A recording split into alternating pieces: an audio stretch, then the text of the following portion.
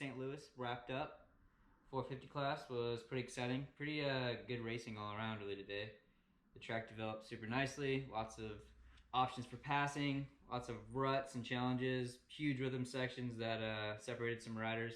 Just a cool track in general, actually. Yeah, I mean, best qualifier of the day was Adam Cianciarulo once again, proving he has the speed.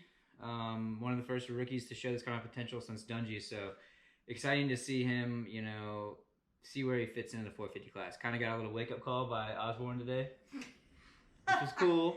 But Osborne really could have sent him completely over the berm there or over the tough block, but he kept it in line, gave him just a little love tap and said, get on back, rookie. Yeah, like, welcome to the big leagues. You know how it goes. You get pushed around, but it wasn't like a Bam Bam move where he would have like just annihilated him and like threw him over the tough blocks, blasted him over the berm. It's kind of like, little check.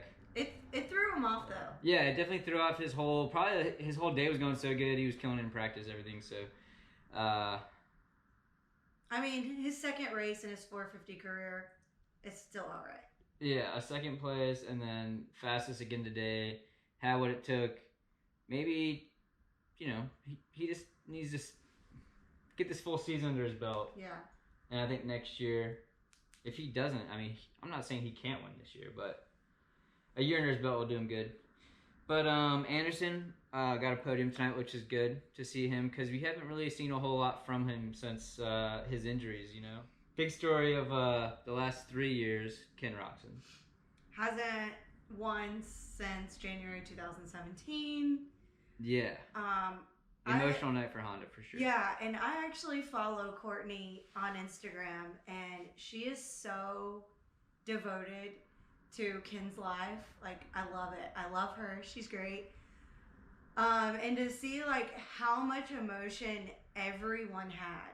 So, of course, Ken's going to be so stoked. He deserves it. He's worked so hard. Yeah, everyone Team Ken is going to be pumped regardless. Yeah, I mean, like, you even had Cole Seeley down there who, however we know how he feels about Ken, everyone was stoked. Like, Barsha was stoked. Anderson was stoked. Like, yeah, it's just a huge night for them. Yeah, and I mean, I feel like in the sport with double back-to-back injuries like that could, either one of those could have been career-ending. Yeah, they should have been, really. Like, 90% of the guys out there would have not rebounded. Probably would have just hung up the boots and called it a career. But for him to come back convincingly, put in the hard work over the last 2 years, I think we all knew he has the capabilities to come back and win again. But to finally see it and for it to kind of soak in, like, this is going to be a huge week for him. Like, I won one. Let's get the ball rolling. Let's keep it going. So a huge night for Honda.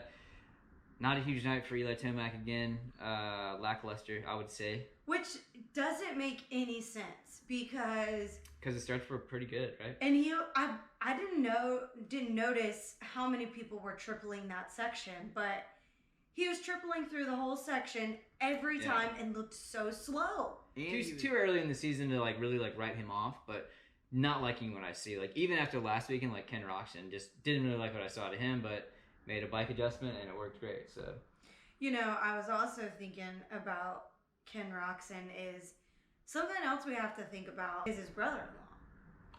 Yeah, that's taxing on his whole mental approach. Right. So, I mean, not only did he have two could have been career-ending injuries. Yeah.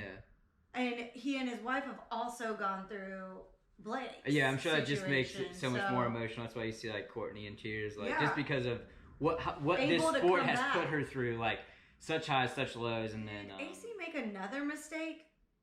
He did. He fell. He fell, right? Yeah, so I'm grabbing the clutch, getting up. Yeah, and Reed was out. I don't know what happened there. But... Reed was out. Yep. And Brayton still did great, even after having to go to. I think Brayton's gonna be there every week. Barely made it to the LCQ, like running to the grade. Guy, yeah. I think this year he really wants to kind of like put himself on the map, like as a contender, Well, I mean, he is. So hopefully he can get there. Baggett looked good tonight. Yeah. Pretty good. Not as good as last weekend, but. Yeah. The results didn't show this weekend, but I think he's still like pushing forward. Any honorable mentions you can think of? No. All right, well that's a wrap for 2020 St. Louis. Good racing, great track, super rutted. Cool to see them kind of coming back and favoring the East Coast guys. Kind of mix it up a little bit in the series, and back to A2, and then can't wait for more East Coast rounds. Tampa, Atlanta, Daytona. It's gonna be great. Gonna do it big. Not really that big, but we'll be there. Atlanta, Daytona. See you guys there. Maybe with a Thanks Harry for Potter watching. trip in the middle. Yeah, maybe. We'll see.